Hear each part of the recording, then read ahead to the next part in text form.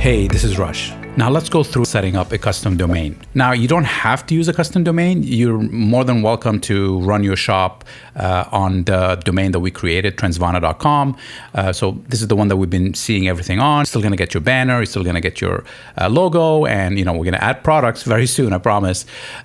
But if you wanna create your own custom domain, let's say for example, if you have the domain set up, you can click on this button here and add a custom domain. So for our example here, we're gonna go with kitchenmagic.com. We don't really have this domain, but again, this is just for example purposes.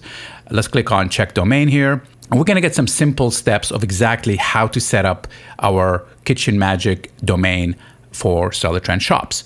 Now, you can go to any domain provider and buy your custom domain, right? Some people like Namecheap or GoDaddy or any of these domain providers. You can really go with any domain provider. They will all allow you to set up a custom domain that will work for Seller Trend shops. So I'm gonna go through a simple example here on GoDaddy. So how to set up these steps here that we have outlined.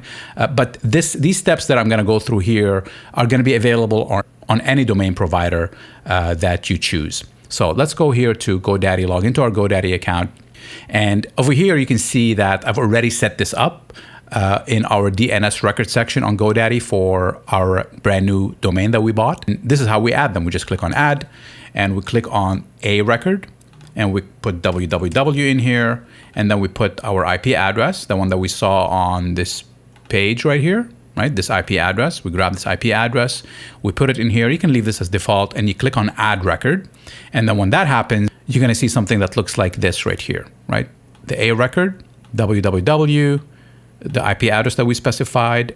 This is all you really need to do in order to set up a custom domain that will work with Seller Trend shops. So once you do that, you will click on save domain. I have updated the DNS records and to check, and it should then say, yes, you've connected your domain and everything will work. And then you'll be able to use your brand new domain to go in here, and your new domain will appear in the browser and you'll be able to use your custom domain.